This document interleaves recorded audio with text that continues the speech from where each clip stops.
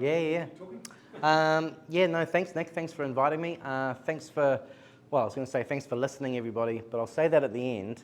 But that's just preempting that you're going to start listening. So we're going to explore how a typical business generally operates and the impact that it has on the owners, the managers, the customers, and then the business itself.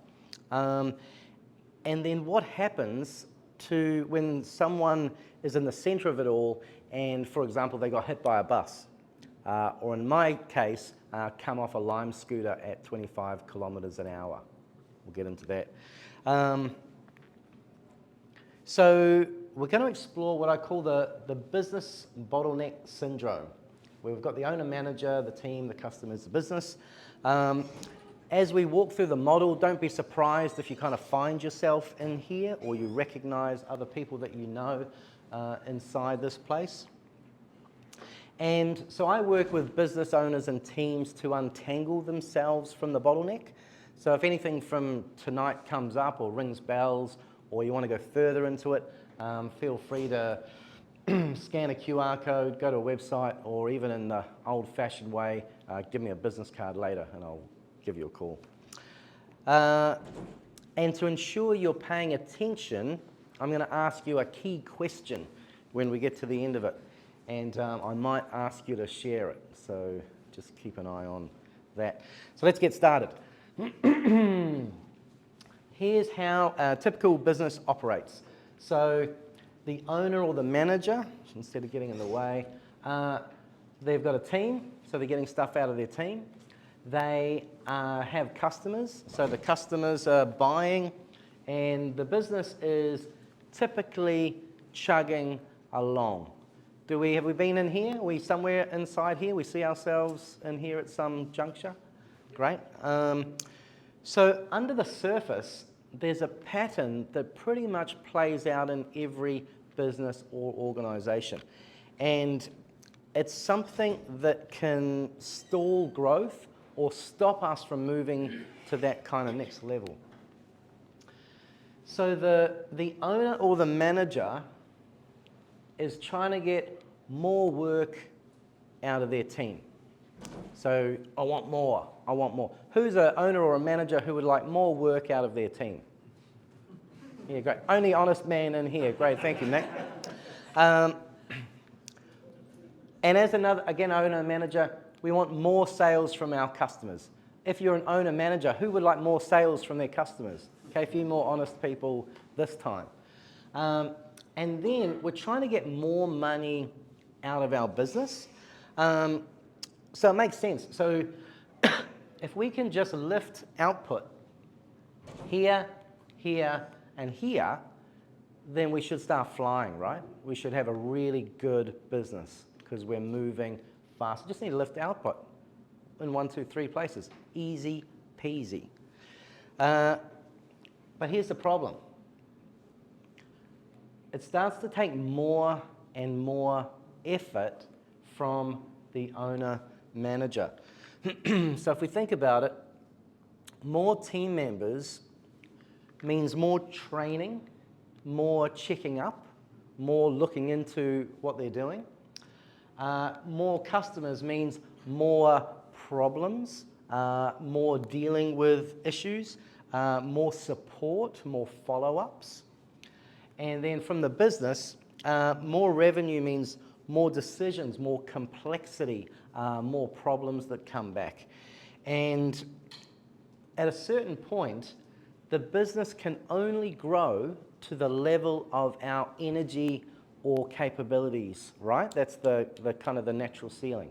So some people can work harder, faster, further, and get to a point, but again, we're all getting stuck to that point. Has anybody felt like this in their career or in their business? And they're in this kind of position? Yeah. There's only a few honest people in here. What the far out? And over time, it starts to get harder because stuff starts coming back. And so we're getting more questions. Hey, I want you to do the thing. How do I do the thing? Well, I'll train you to do the thing. I forgot how to do I forgot what happened. I want more customers. You've created this problem. We've got some problems here. So we're getting all this feedback coming back up. It's not just going one way and then we're solved. All these people start talking to us. The team needs us, the customer wants more, and the business relies on us to get things done. And it starts to feel, the harder we work, the deeper we actually get stuck in the weeds. We find ourselves in the doing rather than supposedly the managing or even the big picture growing of the business. And this is where things start to tend to go into one of two directions. Can lead to burnout, when we are the ones just pushing, taking it on, it's coming back to us, taking the team, I'll do your work for you because I'm better and faster at this, and that's why they promoted me to a manager. Or I'm the owner, I started this thing, I'll just do it. Dealing with the customers, I'll deal with them, I'll talk to them, I'll make sure it happens. And then with the business, often here, and as a business owner, the accountant's like, okay, I need you to pay tax on this profit that's on this piece of paper, but it's not in your bank account. Who's been like that as a business owner? Please pay tax on this mythical thing. Oh, this is great. I made this much money. Yeah, you made that much money. Wow, where is it? Oh, it's just here. It's just on this paper. For fuck's sake, far out. So that's one way where we can go. The other way is as bad, but it's less physical or mental toll, but we just pull back because we don't want to get to that place, and okay becomes good enough. We'll just keep going because I don't want to get to that sort of burnout stage. So neither of these paths are ideal, and if we've been in business, we've often been at some range between these two directions. Can anyone identify with anything that we've sort of spoken about so far? Seen themselves in the wheel? Could even be a team member where you've had a manager, in that kind of situation, and you've looked at them and thought, I don't want to be that guy. I spoke to a very big CEO of a worldwide company, and he was the CEO of a certain region, and he was tipped to be the CEO of the global thing, and he stepped away. And I said to him, how come you stepped away? And he said, I looked up at my boss, and I thought, I don't want that. I don't want that. And took a year away and moved on. So, we're trying to get all these things out of the team, the customers, the business. And if we're running in this way, I want you to think about what's the impact of that. So what is that costing us in terms of time, personal time potentially, stress, like the stress of going through all this sort of stuff, and even results. Because who thinks a team should be able to get more results than like a single person that's running around like a headless chicken? Team, more results? Yeah. Headless chicken? Okay, good, we're on the same page. So what, and I want you to think about it, what would change in your business, or again, if you're a manager managing a team, what would change in your life if we could fix it? So if we made this change, what would happen? Maybe it's more time with family. Maybe it's more bandwidth to spend with family. More time for thinking, more time for being strategic, because we're not running around digging in the weeds, following up after other people. So it's important, Like it's important that we stop, pause, and think about this if we're stuck in this kind of cycle. Because if we don't fix these challenges, if we ignore sort of the foundations of best business practice, then we're always going to feel like we're pushing without breaking through. And some of us who are starting out in business, we get to a point and then we just fall back down because we just haven't sorted out these key foundations, these key fundamentals. We might have gone further up the ladder, but somehow growing more just means I'm busier and more stressed and running around more like a headless chicken. And again, if we don't sort these things out, we never get to that space where the business is operating around us rather than through us. So, it's a common problem. It's a pattern that we see all the time, where it just feels like the more we do, the more we have to do. The more we do, the more we have to do as we go further in our business journey. And, the opposite is when we're not the bottleneck. And as I said before, the business starts to flow around us. And that's, that would be kind of great. Who here knows of a business owner or a manager who has either multiple businesses running or multiple projects running and seem like they're doing it quite smoothly? You know people, right? Like I've got friends who've got multiple businesses. We know people in the media got multiple businesses. Again, we might have people in our organisations that we've seen they're handling this and that and this and that and this and that. How? Because I'm struggling dealing with these monkeys in the front row. Sorry, monkeys.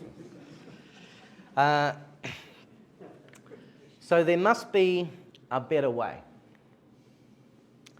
And one of the first things to do is acknowledge and be honest, where are we now? What does current state look like? Because if we want to fix anything, we need to be clear on where it is. For some people, we might realise, I feel like I'm working too hard for too little of a result. I'm putting too much in, and where the hell is my rewards? Because they told me if I work hard, I get rewards. Has anybody ever had that feeling before sometime in your life, in your career? Yep, great. There's some more honesty coming through the room. Wonderful. So speaking of being honest, I'll tell you a little bit about my journey. And so I need a sip of water to get into this part far out. I had a beer and I finished it. So I started a marketing company in 2009. We had up and down times like a lot of business. When we started, I was working full-time as a business banking manager at the National Bank. And I did 2 years working full-time. And Hell Pizza was our first client in this business. Great, eh? Good client, that's wonderful. But my job was answering people's queries or complaints at 11 o'clock at night when their pizza didn't get delivered. So I'm working full-time and I'd come home and I'd go to work. And my phone would be buzzing next to my bed. And one day I was downtown in Auckland, Sal's Pizza. I was going for Sal's Pizza for lunch. Ordered my pizza, collapsed on the ground, thought I was dying from a heart attack, called the ambulance. The ambulance came, strapped me up with the ECGs, driving up to the hospital. And they were like, well, your heart's okay. Why are you breathing like that? And I was like, breathing, like what? And I was having a panic attack. And a full-on panic attack mirrors the symptoms of a heart attack.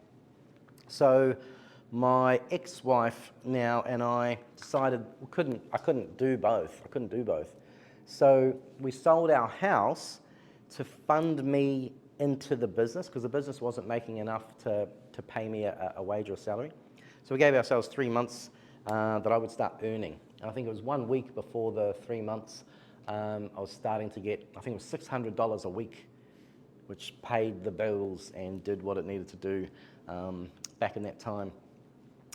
So fast forward a couple of years, the business looks like it's doing amazing. Hell Pizza, first client, AA Insurance, Panasonic, Airbnb came to New Zealand. We want to work with a strong marketing partner. They chose us. So kicking goals on the outside, and on the inside, 6 figures in the red. We had an overdraft of $140,000, and we kept going over it.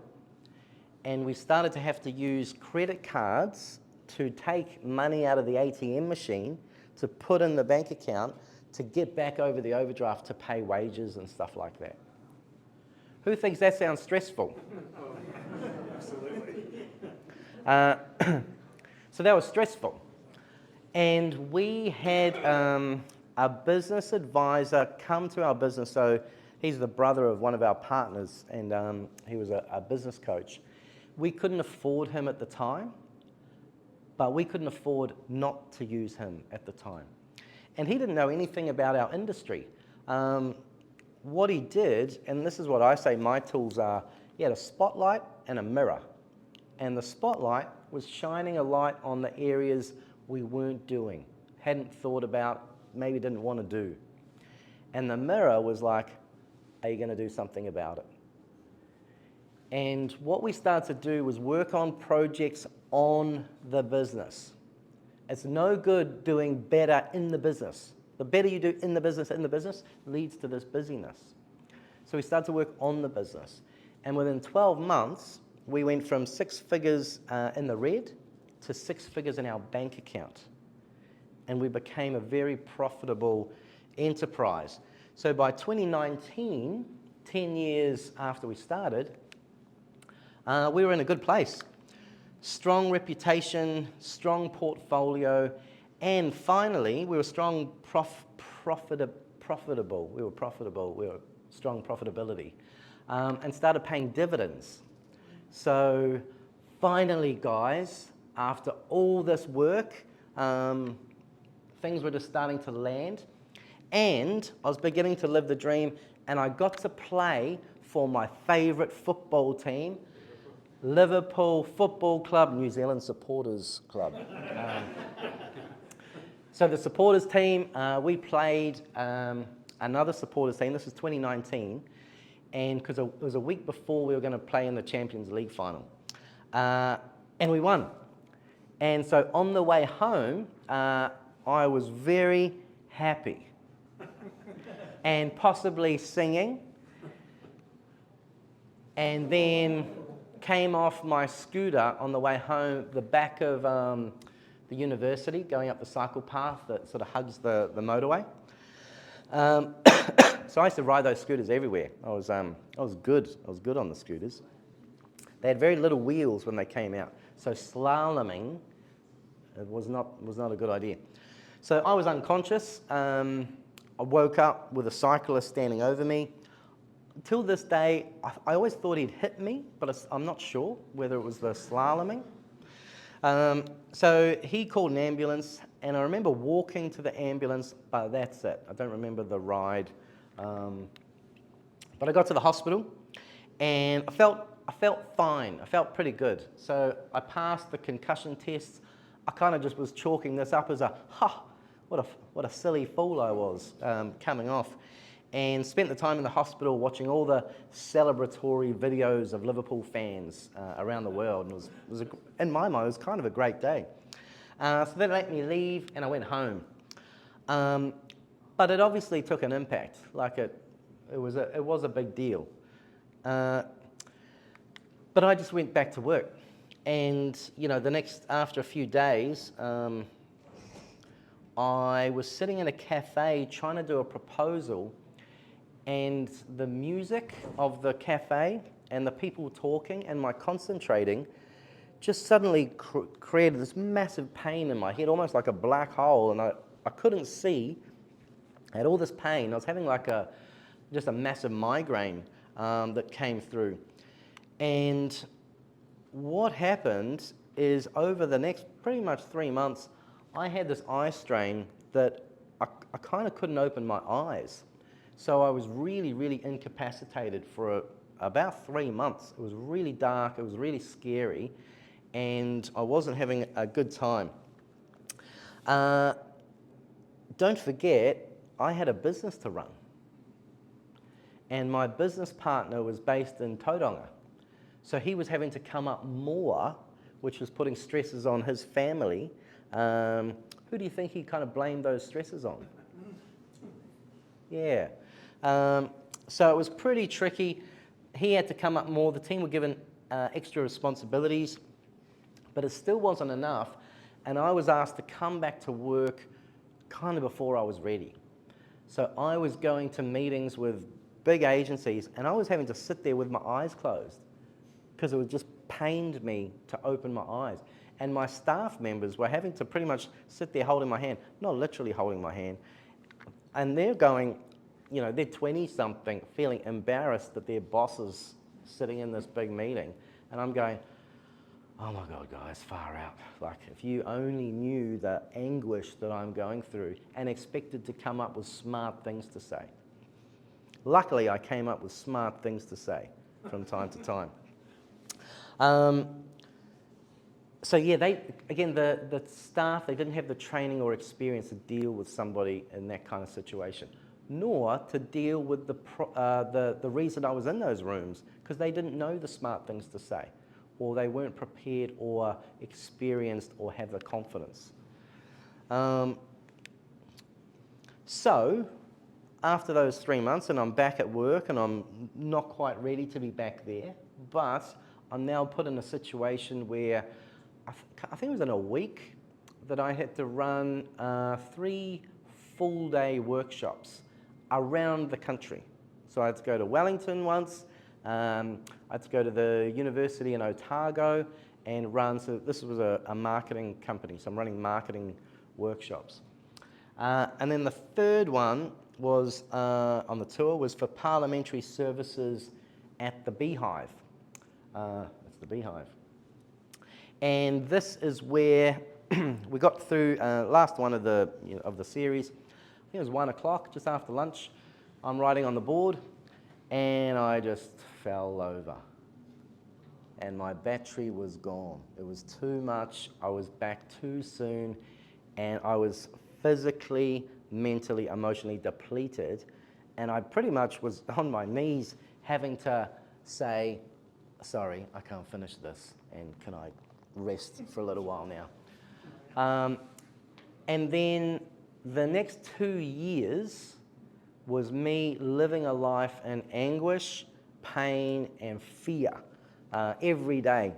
So having to manage this business, still having to be part of it, having the eye strain, having the concussion. When is it all going to go away? And like, don't get me wrong, I wasn't just sitting around hoping, please make it better, or woe is me. I tried everything. So medicine, spiky things. I tried spiky things. I tried eye masks. I tried herbs. I tried spices. I tried cold showers, meditation. I started to get into float tanks, which are awesome, by the way. Has anybody had a float tank before? Yeah? Amazing, eh? Do we know what they are? It's like a sensory deprivation tank. So you take off all your clothes. Don't do it now. You get inside there. You close the lid, and it's black. And the water is heavily salinated, so you're floating. And so when the lights go out and you're in there, it's like you're just living in infinity for a little while. And that was very peaceful. But it didn't fix me, which was a shame. So none of it was getting me out of this difficult time. So my quality of life was pretty shit, and my business relationships were struggling as well. And then one day, I went to Lamb's Pharmacy on K Road. Does anyone know Lamb's Pharmacy on K Road? Okay. There's this beautiful old man named Suresh, who's the owner, an old Indian man. They're quite big on Ayurvedic medicine and stuff like that, very like health-conscious pharmacy on K Road. And he said, John, I I've seen an ad on Facebook, and you should look into it, because I was going there for all my medicine and stuff. That is what he put in front of me. How legit does that look to you? Heal yourself at home, only $249, normally $999. An online course for people who get migraines from looking at screens. It doesn't seem the best thing to heal someone in my condition, but I'm an open-minded kind of guy, and again, I was trying everything. I tried the herbs and I tried the spices. So I did this, and I started it. Within 1 week, I understood what was holding me back from a pain situation. And within 2 weeks, I was 90% back to normal. And then completely pain-free not too long after that. Yay!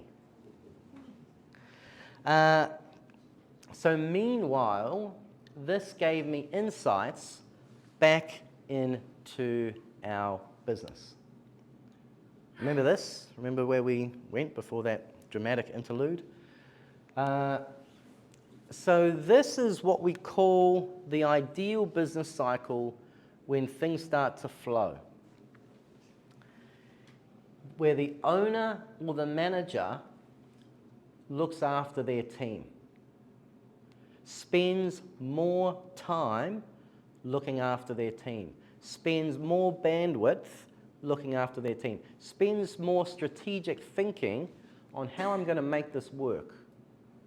And then if I can make this work, the team are going to look after our customers or our clients. They're going to do a better job because that's their focus. They're now ready to go. There's less back and forth. There's more systems, more processes, and they are focused on the customers. And the customers are thinking, I like this place. They look after me. They listen to me. They communicate with me. And they give me the quality of the product or service that I was looking for in the first place. So they continue to support the business. They're paying the bills, paying the money. We've got better customers who are into that place. They're doing that. And then the business supports the owner or the manager. So when the cycle is working properly, we're not the middleman anymore.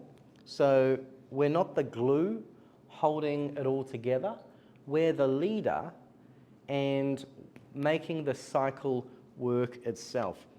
And it's not just a nice idea. This is how every scalable and successful business actually works, where we start to move responsibility down to the team. So the real question is, what's stopping most businesses from doing this in the first place? It doesn't happen on its own, and so for this to work, the owner or the manager actually needs to make a decision. And I need to step up and become a leader. So I need to start thinking from a bigger perspective rather than playing gotcha and you did that wrong and I'm going to fix it because I'm faster and better than you. So we need to step up because the cycle can't work if we are in the weeds as the owner or the manager. It can't. We just get bogged down and we slow everybody else down because they don't want to challenge us. They might not be as good as us at first because we haven't given them a chance because we've gone in to save the day all the time. And when we do step up as a leader, something quite powerful happens in the business. The team start to step up and become a crew. When we give them space to grow, they do. They do. We stop being the worker and we stop doing everything ourselves, which is so hard to do naturally. It's so easy to fall into, I'll do it, because I've always done it, and I'll do it faster and better than you. The owner of Hell Pizza when he started out, he was a one-man band, and he said he had a mentor or an advisor and he's like, I can't find anyone as good as me. No one's as good as me. I'm faster and better than everyone. And the mentor said, could you find 2 people who could do 80% of what you can do? And he's like, yep, I could find them. So he said, well, then all 3 of you, and if we take 20% off you for helping with the training, that's now 80, 80, 80. That's 240% of what you were doing before. And he went, boom.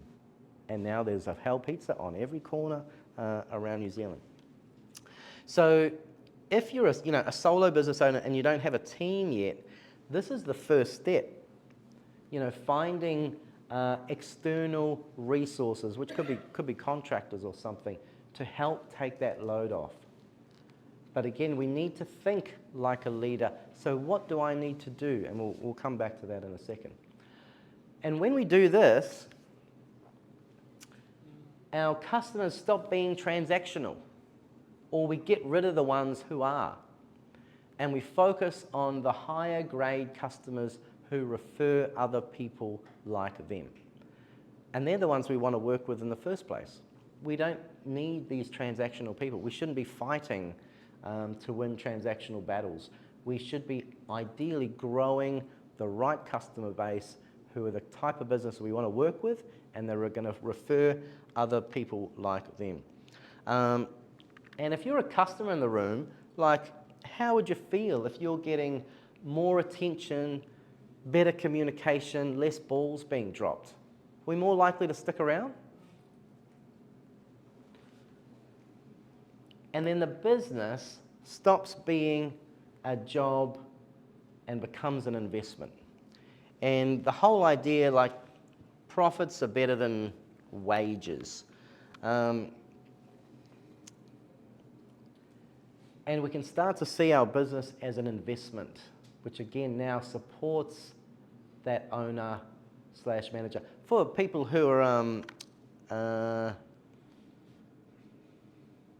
employees or managers, this is where, the more we step up, the more indispensable you become, the more value you have in the market. So if we can make this happen, you are very, very valuable. And if you're not treated necessarily valuable by your employer, I tell you what, there's a lot of people out there who said, can you make this happen for us? So it's worth thinking even as an employee as well. Just a quick question. So running a business or a project like this, would it be closer to your vision of what you were hoping to get in the first place when you started out in business? Yeah, good one. Because if the answer is yes, this is a problem worth fixing. So recapping the shift, so from doing everything to building a crew, from chasing everyone to attracting the right customers, going from job for wages to a business that pays us dividends, or a vocation that gets you noticed outside your business or inside your business, that you make people better. If you want to be promoted, start making other people better. So this doesn't happen overnight, but it happens when we stop being the glue and start being the guide in our business. Remember I said that there was a key question? You ready? What's one change you could make that would move you closer to a business in this cycle, or running projects that work without you being the bottleneck? So there's no silver bullet necessarily. So, I didn't come here going, oh, here you go. But for each of you, in the stage or stages that you're at, there'll be something that you could do to start the process. And, maybe it's getting help. Maybe it's more training for team. Maybe it's encouraging team to step up that little bit more. So I'm really interested in some feedback here of some ideas, because I bet it'll spark ideas off for some other people as well. What's one thing that could be your next best step to move towards this kind of process? Space and trust. Space and trust. That's a good one. Totally. Yep. Loyalty. Step aside.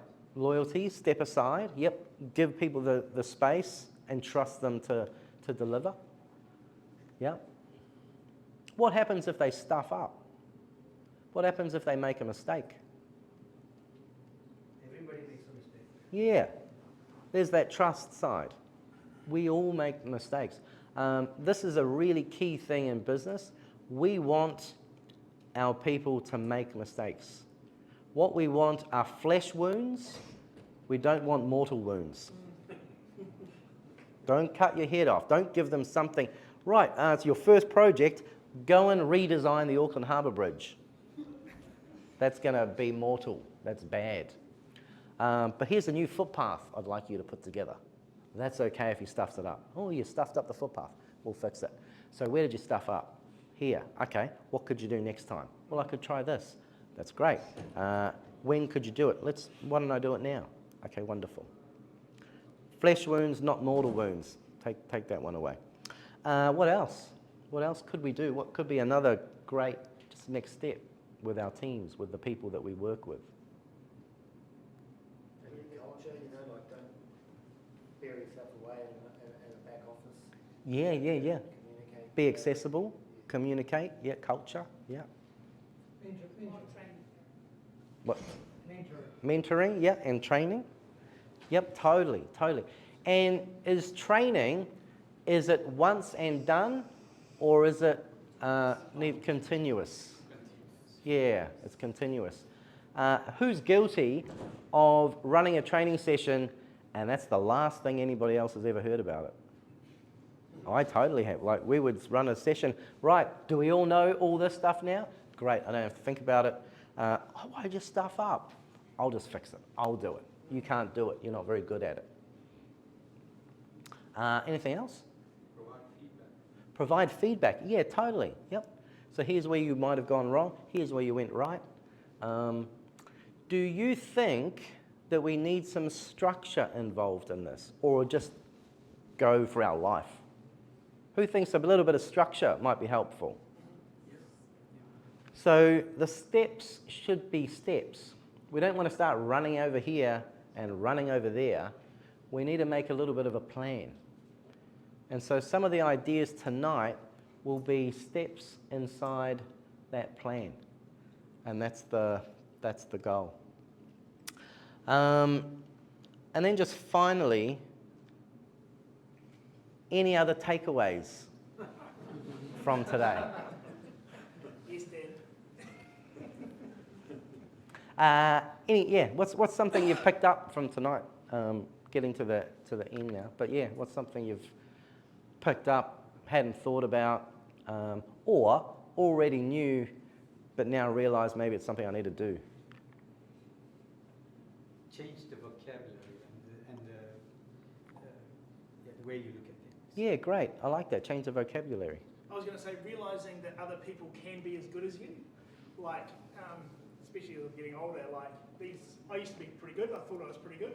But these young people coming up now that are so much better than me, and just letting them have a go, that's really stepping back. So that company that we talked about before, I stepped out of it 3 years ago.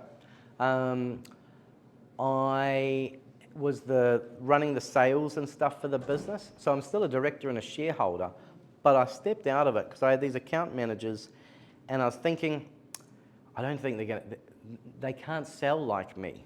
I've been doing it for 15 years. I hope the business is okay when I step away. And within a couple of months, we've got record sales. What was I doing again? Which is great, and my ego took a little bit of a buffet, but bigger picture, it's great. Anything else? What other takeaways have we got from tonight? Yeah. Ask for help. Totally. Encouraging them too, right? To ask for help. Yeah, but also, like, you crashed and burnt because you were still Yes. you didn't ask for help, and I know a few people trying to run businesses who would benefit. 100%. Are trying to hold everything themselves. They Yes. won't ask for help. Yes. I think that's. I think we're getting better now in New Zealand as a culture of asking for help, but totally, there's so many more opportunities. Somebody. Stop overthinking. Stop overthinking. Yep. Okay. Here's my biggest takeaway that I try to say to people: worrying is not strategizing. Yeah. Overthinking is not strategizing. Ruminating is not strategizing. Strategizing is saying, I'm going to sit down at 3 p.m. on a Friday with a pen and paper and come up with a plan. I'm not going to lie around in bed for 3 hours or mowing the lawns going, I wonder what happened with Jessica. What should I do about her? Far out, I'm not quite sure. So worrying is not strategizing. Yeah, good one. Couple more, and then Don't write line scooters. don't write line skills. Yeah. They paid me $500 to sign a waiver, like to not sue them or anything like that, or join a class action or something, and they gave me a helmet. Who were one of your clients? No. I probably should have arm wrestled them into that. And any questions? Again, I'll stop and let you have a drink in a second, but any final questions or thoughts? Cool. Thank you so much for your attention.